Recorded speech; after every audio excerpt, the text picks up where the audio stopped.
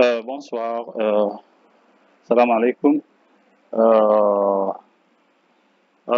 c'est le site Pack Marketing de l'agence de communication spécialisée dans le marketing digital et le marketing traditionnel. Euh, Tout d'abord, très vite, je me présente.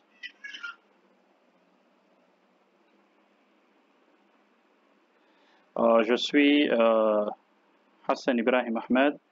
Je suis fondateur du site e-learning et de conseil marketing dans le domaine marketing et digital. Je suis entrepreneur et je suis dans ce domaine depuis plus de 16 ans déjà.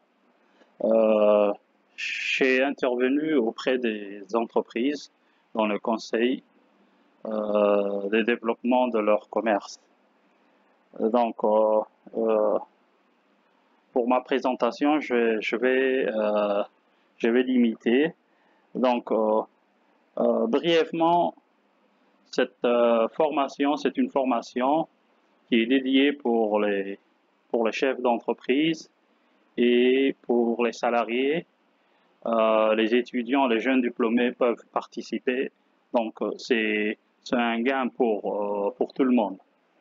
Donc, cette formation, c'est une formation qui est de base pour, c'est-à-dire comprendre le marketing traditionnel. Qu'est-ce que c'est le marketing traditionnel? Quel est le but du marketing? Quelles sont les adaptations dans les entreprises et comment les gens voient les spécialistes qui ont déjà travaillé dans ce domaine l'ont expliqué. Donc, dans cette première formation, nous allons voir trois thèmes. Premièrement, on va parler du fondement du marketing, c'est-à-dire le titre de cette formation, c'est le fondement du marketing, c'est-à-dire les choses les plus, c'est-à-dire le plus approprié à savoir avant d'entamer, c'est-à-dire des activités marketing. Donc, au cours de cette formation, nous allons voir trois thèmes. D'abord, on va expliquer, on va donner des définitions. Quelles seront les définitions que les spécialistes dans le domaine marketing ont données du marketing? Donc, deuxièmement, en deuxième étape, on va voir le rôle du marketing au sein des entreprises, c'est-à-dire concrètement, on va parler de Djibouti, c'est-à-dire les entreprises djiboutiennes, comment ils voient le marketing, et comment elles sont, c'est-à-dire comment elles sont acceptées dans les entreprises. Et le plus important, qu'est-ce que le marketing peut faire pour une entreprise? Troisièmement, on va voir, et dernièrement, normalement, dès qu'on connaît la définition du marketing, qu'est-ce que ça veut dire? Quelles sont les explications que les spécialistes ont données? Après cela, on doit savoir le rôle que le marketing, c'est-à-dire fait dans les entreprises. Quel sera le rôle du marketing ou d'un département marketing au sein d'une entreprise?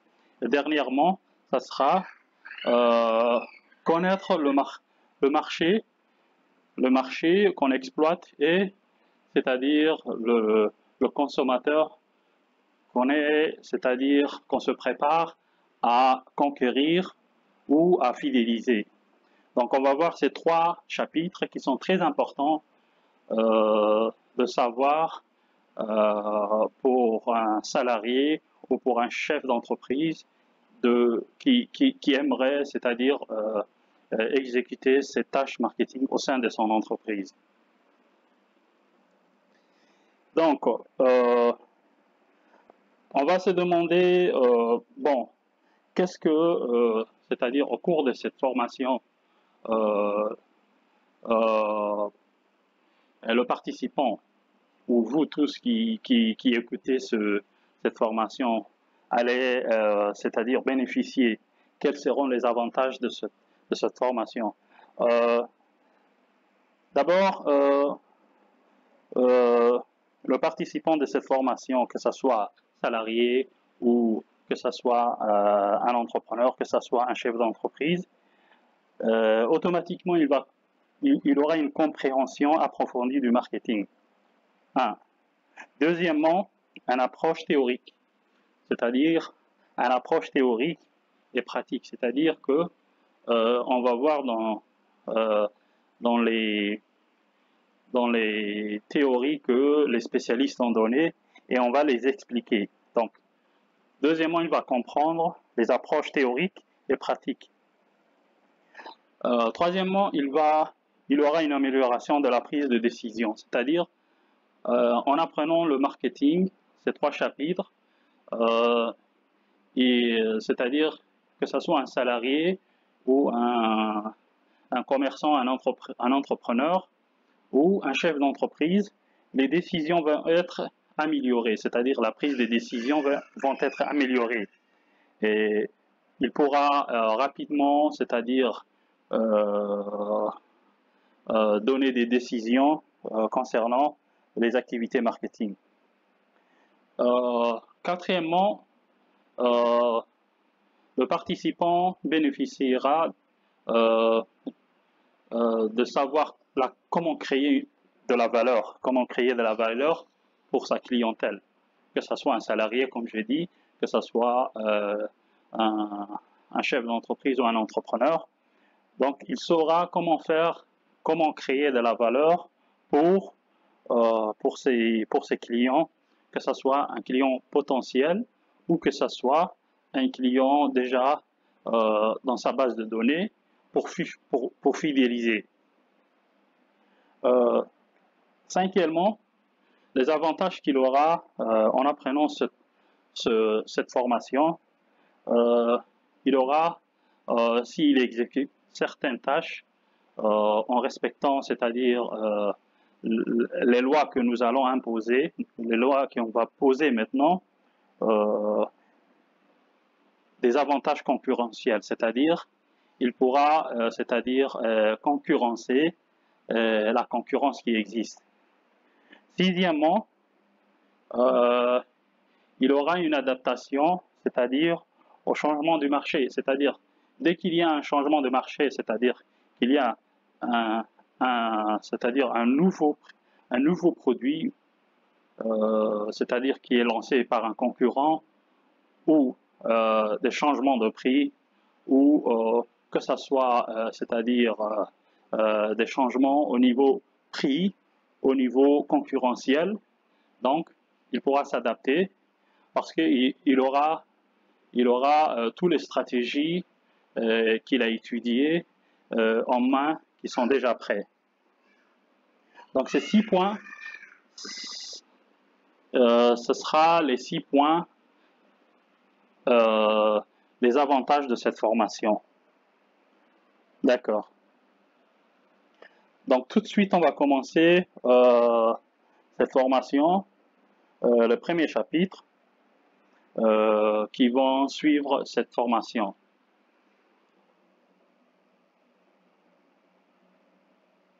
Donc, l'introduction de cette formation, là, on est sur, c'est-à-dire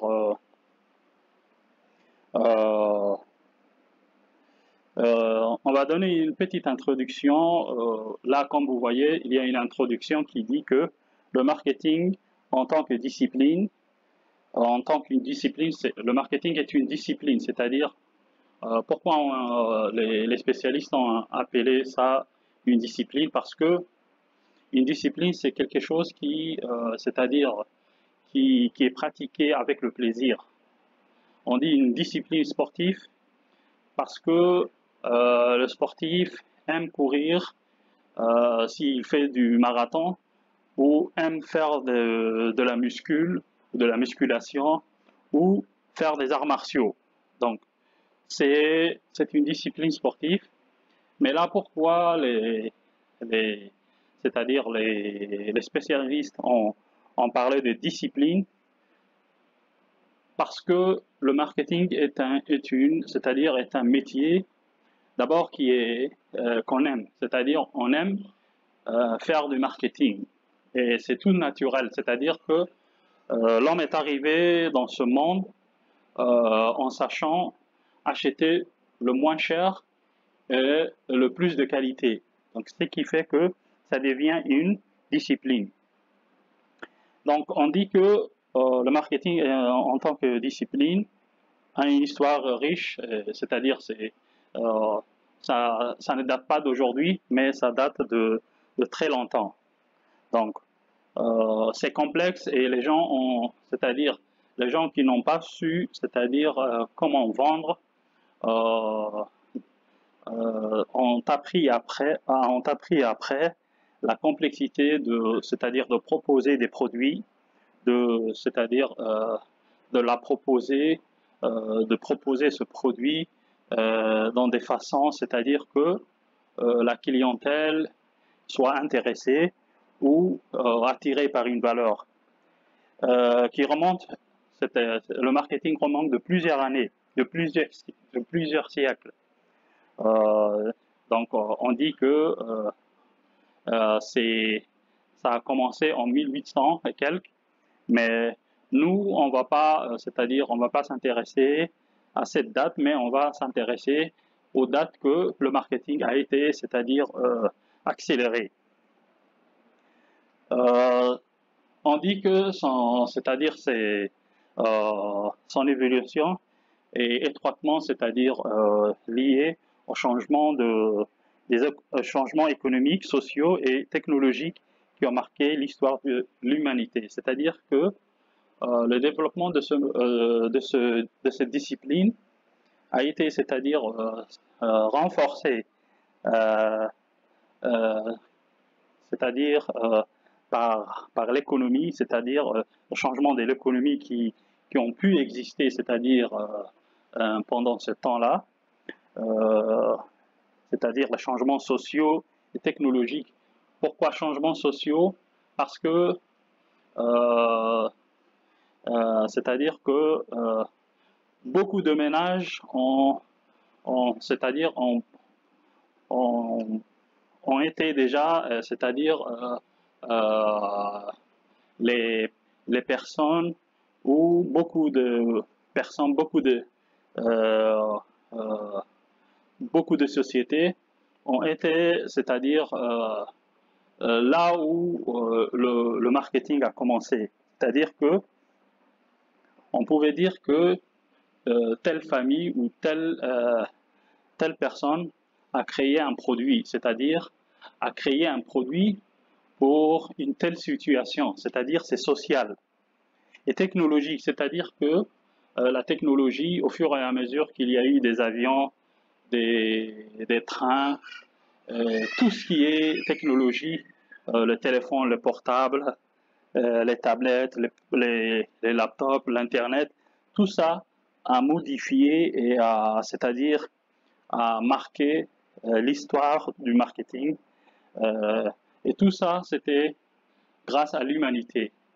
C'était l'homme qui s'en chargeait de tout ça.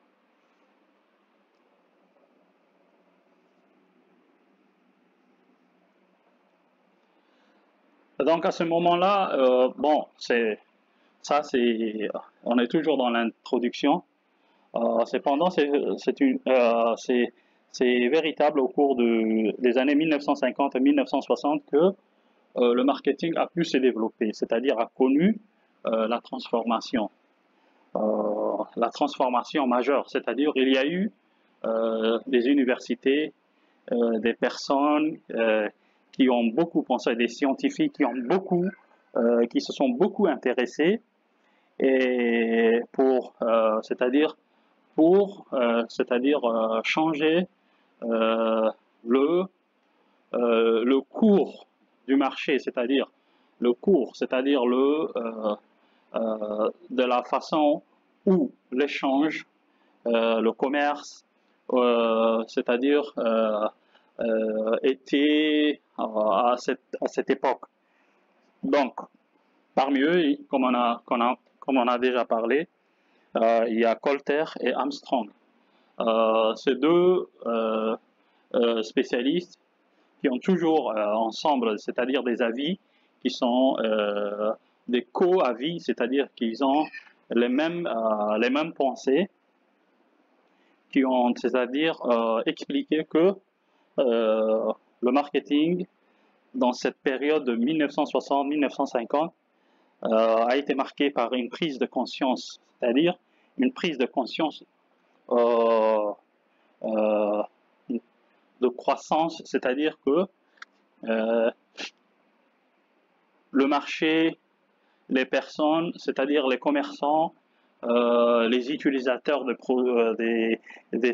ces produits, ont donné de l'importance, c'est-à-dire aux consommateurs, c'est-à-dire les commerçants ont donné, c'est-à-dire de l'importance aux consommateurs.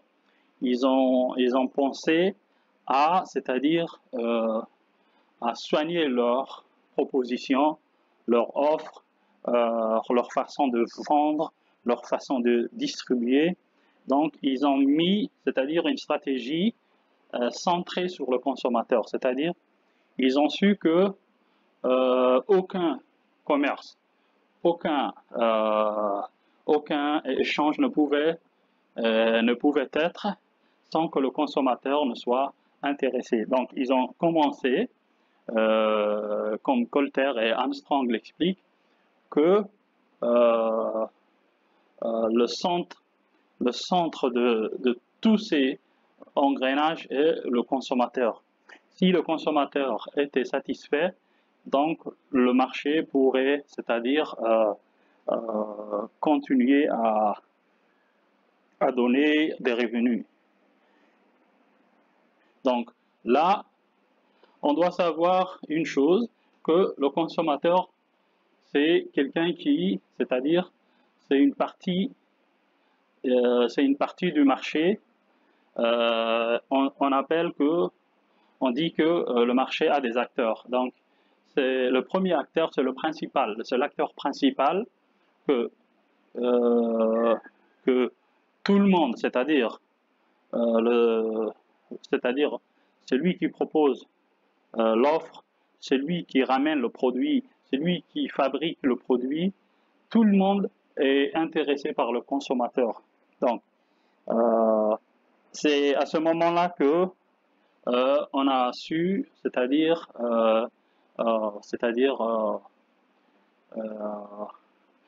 corriger l'offre et savoir en avance les besoins de ce consommateur. Donc, une prise de décision marketing a eu lieu, c'est-à-dire que les commerçants, les gens qui sont sur le marché, les acteurs du marché ont commencé à s'intéresser. Les deux autres, c'est-à-dire il y a trois acteurs, c'est-à-dire celui qui offre celui qui fait l'offre et celui qui achète. Donc, ils ont commencé à s'intéresser au consommateur, c'est-à-dire le client final. C'est de ce fait-là que les entreprises ont commencé à adopter une approche axée, c'est-à-dire une approche qui est, c'est-à-dire centrée ou visée sur le consommateur. Le consommateur est devenu la personne la plus importante que l'industrie, c'est-à-dire l'industrie des textiles, fabrique des vêtements, à cause du consommateur. Et pour que ce produit ou ces marchandises puissent être vendues, ils ont commencé à collecter les données de besoin de ce consommateur, en sachant que ce consommateur de tel pays ou de telle ethnie a besoin d'un produit de tel. Et en cherchant à comprendre ces attentes, c'est-à-dire que le consommateur achète un produit, pour qu'il revienne, on doit, c'est-à-dire connaître ses attentes pour le futur. C'est-à-dire, pour le moment, on a fabriqué un téléphone de telle option. Donc, quel sera le modèle suivant? Donc, on doit déjà chercher les grandes entreprises comme Apple ou Samsung, c'est-à-dire exploitent, c'est-à-dire au sein de leur clientèle, récolte des données des données de leurs attentes, du produit qui va être fabriqué plus tard. Et leur motivation et leurs préférences, c'est-à-dire que un client qui achète un produit a des préférences sur ce produit. Il a des préférences, il a des motivations, il veut acheter une voiture. Quelles sont ses motivations pour qu'il puisse acheter une voiture qui va coûter à 400, c'est-à-dire 400 000 $, ou disons en francs Djibouti à 12 millions. Pourquoi? Quelles sont les motivations? Donc, ces motivations doivent être, c'est-à-dire transformées c'est-à-dire en de valeurs qui vont attirer ce client.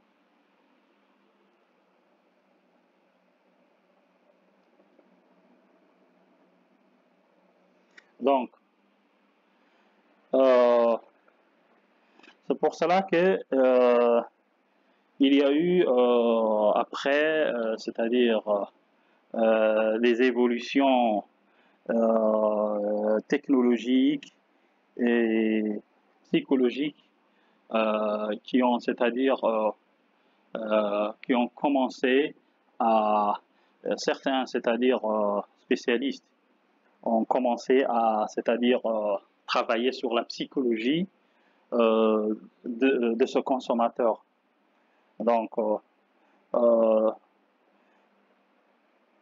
Walter Dill Scott et Daniel Starch, qui ont été des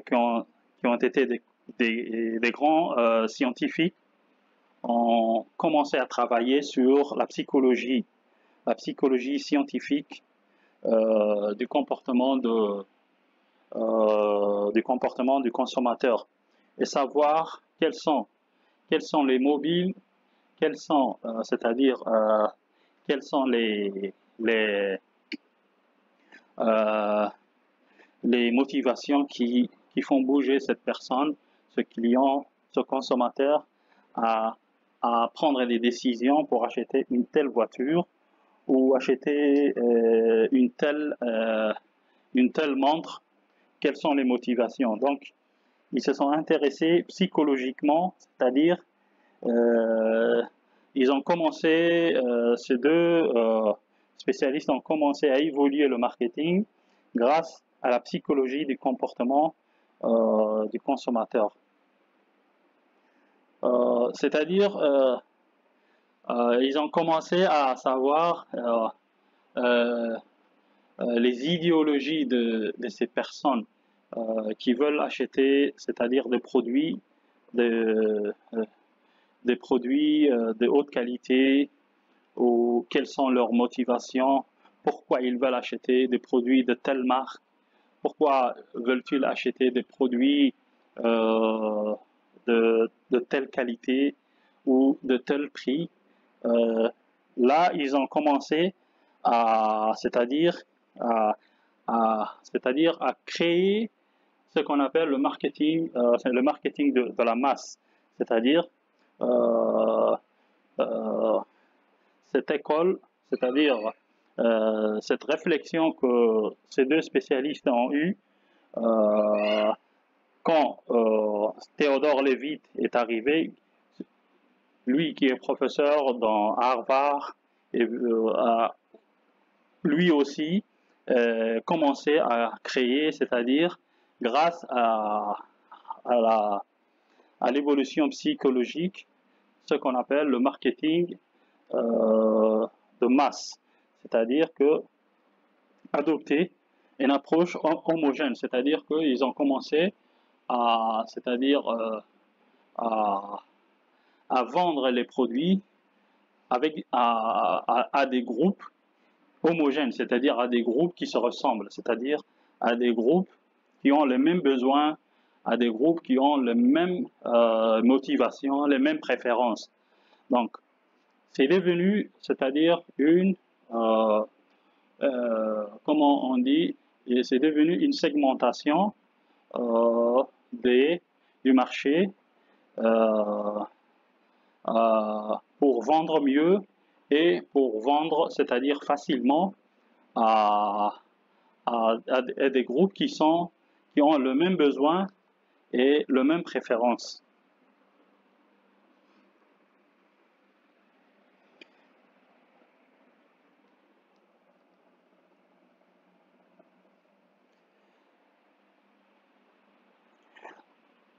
Ensuite, il y a eu l'émergence avec la nouvelle technologie, c'est-à-dire la nouvelle technologie est arrivée,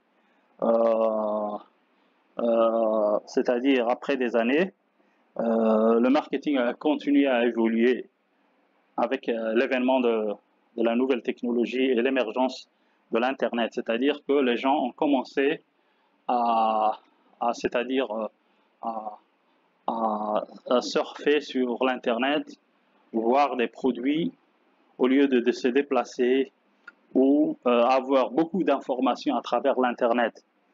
Et c'est grâce à Coulter et Armstrong que cette période a été bien, c'est-à-dire soulignée, l'impact que le marketing digital peut faire sur le futur marketing. C'est-à-dire que le marketing traditionnel qui était avant, c'est-à-dire les gens pouvaient se déplacer, acheter des produits au magasin, en boutique, mais après, c'est-à-dire il y a eu un changement que le consommateur lui-même décida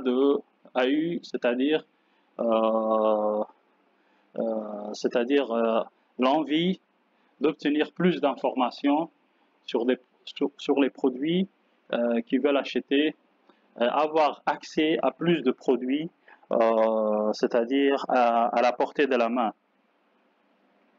Donc, grâce au marketing digital, tout a commencé à exploser, c'est-à-dire les ventes ont augmenté, et les gens, c'est-à-dire les consommateurs ont eu plus de, comment on appelle, plus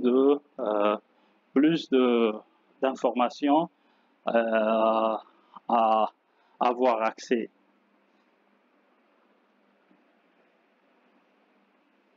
Donc aujourd'hui, comme on le connaît, le marketing est devenu une discipline essentielle, c'est-à-dire c'est devenu quelque chose qui est primordial, c'est-à-dire pour les entreprises. Chaque entreprise qui a des produits à vendre ou des services à vendre est susceptible d'utiliser le marketing ou avoir des stratégies marketing, des visions marketing.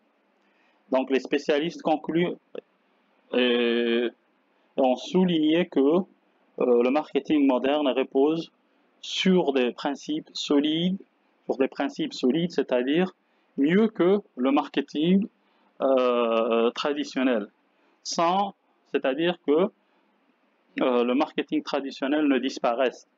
Le marketing digital est devenu euh, quelque chose qui repose sur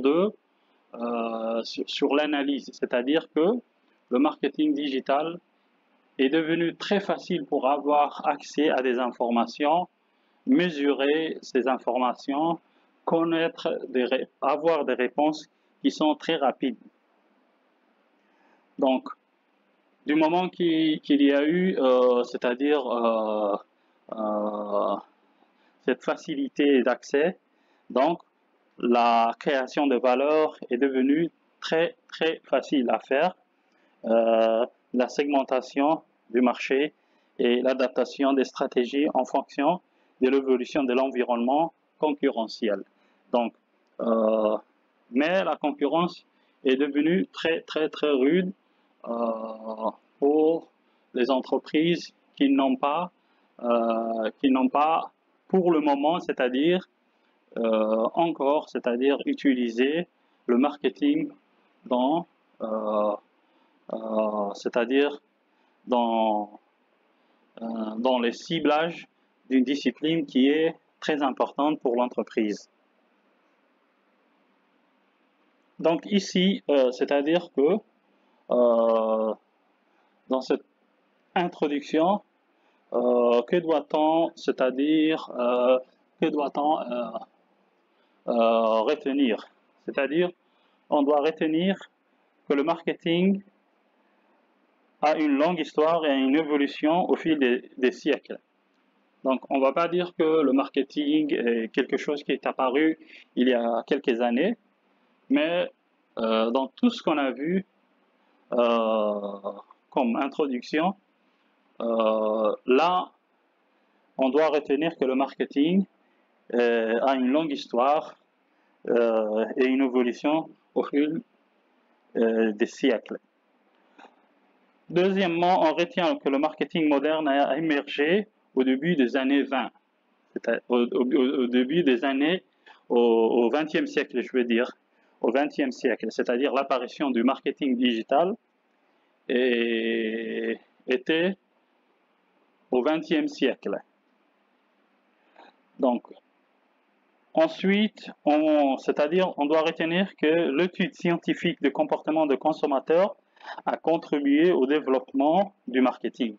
C'est-à-dire que le marketing a su utiliser, c'est-à-dire des études scientifiques de comportement de consommateurs pour contribuer au développement du marketing. C'est-à-dire, comme on avait dit, il y a eu une évolution psychologique, c'est-à-dire les spécialistes qui ont commencé à contribuer au marketing avec la science ont compris que la psychologie doit, c'est-à-dire développer le marketing, à contribuer au développement du marketing. Ensuite, il y a eu une prise de conscience, ce qu'on doit retenir, une prise de conscience croissante de l'importance du consommateur, c'est-à-dire dans les années 1950-60, c'est-à-dire les acteurs du marché ont eu, c'est-à-dire cette conscience croissante qui augmentait chaque fois que l'importance du consommateur, de ses besoins, de ses préférences, de ses motivations était très importante dans ces années 1950-1960.